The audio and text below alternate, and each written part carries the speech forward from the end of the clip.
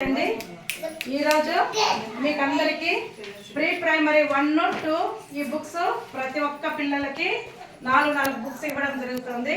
వీటితో రోజు మేము ఇక్కడ లెసన్స్ చెప్పడం జరుగుతుందండి. ఇక్కడ ఏ లెసన్ అయితే మీకు మేము చెప్తామో అదే లెసన్ ఈ పేజ్లో ఎక్కడ ఒక ప్లేస్లో ఉంటుంది.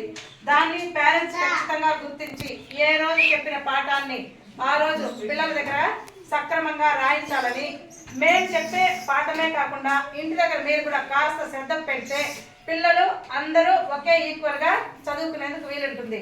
ఈ మధ్య మేము ప్రతి ఒక్క వీడియో మీకు పోస్ట్ చేస్తున్నాము. మా పిల్లలు ఆ విధంగా చేయలేకపోతున్నారు, వేరే పిల్లలు బాగా చేస్తున్నారు అంటున్నారు. పిల్లలందరూ ఒకే తెలివితో ఉండరు. పేరెంట్స్ కూడా కొంచెం శ్రద్ధ పెట్టాలి. ఆ ఏజ్ గ్రూప్ చిన్న పిల్లలు ఆడుకునే ఏజ్ కాబట్టి వాళ్ళు ఎప్పుడు ఆటల మీదే శ్రద్ధ పెడతారు. మీరే కాస్త టైం స్పెండ్ చేసి వాళ్ళని ఇంకొంచెం శ్రద్ధ కనపరిచినారంటే ఖచ్చితంగా అందరి పిల్లలతో ఈక్వల్గా వాళ్ళు అవుతారు. అంతేకాకుండా 3+ ఏజ్ గ్రూప్ పిల్లలు, 4+ ఏజ్ గ్రూప్ పిల్లలు ఒకేలాగా చేయలేరు. ఎందుకంటే మనమే ఒక ఎగ్జాంపుల్గా చెప్దాం. ఒక్కొక్క బిడ్డ ఒక్కొక్క రకంగా ఎందుకు చేస్తున్నారంటే ఈ స్కూల్లో అందరూ ఎంత వయసు వాళ్ళు ఉంటారు? 3 నుండి 5 సంవత్సరాల పిల్లలంతా ఈ స్కూల్లో ఉంటారు. 3 సంవత్సరాల పిల్లలకి పాఠం చెప్తాము, 4 సంవత్సరాల వాళ్ళకి చెప్తాము, 3.5 సంవత్సరం వాళ్ళు అంత వయసు వాళ్ళు ఇక్కడ ఉంటారు. కాబట్టి ఒకే విధంగా ఒకటేసారి చేయలేరు.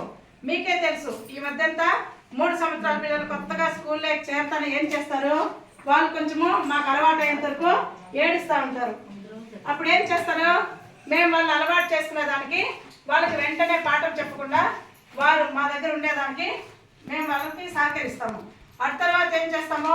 మెల్లమెల్లగా వాళ్ళని పాఠాలు చెప్పేదానికి, పాఠాలు వినేదానికి అలవాటు చేసుకుంటాము. ఎందుకంటే స్కూల్కి వస్తేనే పిల్లలు మారం చేస్తారు. అంతవరకు తల్లి, తండ్రి, వాళ్ళ కుటుంబ సభ్యులు మాత్రమే వాళ్ళకి తెలిసింటారు. ఒక్కసారిగా మమ్మల్ని చూస్తేనే పిల్లలు సెపరేట్గా ఉంటారా? ఉండరు. మీ పిల్లలే కొంచెం మీ మాట వినకపోతే ఏం చేస్తారు? బుజ్జగించో, బొమ్మలించో ఎంతో చేసి కానీ మీరు దానికి తెచ్చుకోలేరు.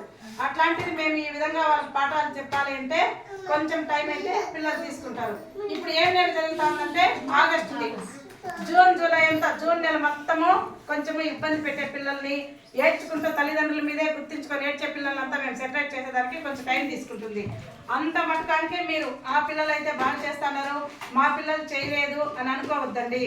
ఇప్పుడు మీరు కూడా ఒక సర్టన్ ఏజ్కి వచ్చారు. ఒక కొత్త ప్రదేశానికి పోతే ఏం చేస్తారు? మన ఇంట్లో ఉన్నంత ఫ్రీగా ఉంటారా? ఉండరు. ఆ వాతావరణం చూస్తేనే కొత్తగా అనిపిస్తుంది. కాబట్టి పెద్దవాళ్ళే మనం ఎలా ఉండాలి అనేది కొంచెం టైం తీసుకుంటారు.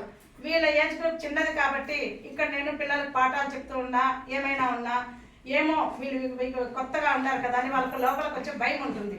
అది వెళ్ళిపోయిన తర్వాత ఏం చేస్తారు? కొంత బాగా క్లోజ్గా ఉంటారు. ఈ మధ్యనే చూస్తున్నారు, మాకు అలవాటు అయిపోయిన పిల్లలు ఎలా చెప్తున్నారు పాఠాలు, బాగా చెప్తారు వాళ్ళు. కాబట్టి మీరు కూడా ఇంటి దగ్గర దయచేసి ఈవినింగ్స్ కొంచెం టైము వాళ్ళతో పర్టికులర్గా రాయండి బలవంతం చేయొద్దండి. ఇంట్లో కూడా మీకు రకరకాల ఆట వస్తువులు ఉంటాయి, బొమ్మలు ఉంటాయి, వెజిటేబుల్స్ ఉంటాయి. వానికి 1, 2, 3లో 4 నేర్పించాలనుకో, మేము ఇక్కడ ఈరోజు 1, 2, 3, 4 4 నేర్పిస్తాము. మీరు ఇంట్లో కూడా అక్కడ ఒక టమాటా ఉండిందనుకో, 4 టమాటాలు తీసుకోరా చెప్పండి. వానికి తెలియదు, ఎన్నో కొన్ని తెస్తాడు. మీరే అప్పుడు దగ్గర కూర్చొని 1, 2, 3 అని చెప్పిస్తారండి. వానికి 4 ఎన్ని అనేది అప్పుడు అర్థమవుతుంది. కలరు టమాటో ఏ రంగు ఉంటుంది? రెడ్ కలర్ ఉంటుంది. ఆ రెడ్ కలర్లో ఉండే తీసుకోరంటేనే మనకు ఆ కలర్ గుర్తొస్తుంది. అట్లా మీరు కూడా కొన్ని ఎన్నో ఎగ్జాంపుల్స్ వీడియోలు కూడా పెట్టాను నేను. ఆ విధంగా చెప్పడం వలన మీ పిల్లల భవిష్యత్తుకు మంచి బాటలు వేసిన వాళ్ళు అవుతారు. చదువుకునే దాంట్లో కూడా వాళ్ళు ఎప్పుడు ముందే ఉంటారు. పిల్లలు ఎవరు తెలివి లేని వాళ్ళైతే కాదు, దాన్ని మనము చక్కదిద్దాలి. ఆ యొక్క పాత్ర పోషించేదానికి మీ అందరి సహాయ సహకారాలు కూడా ఉండాలని కోరుకుంటున్నాను. Thank you parents.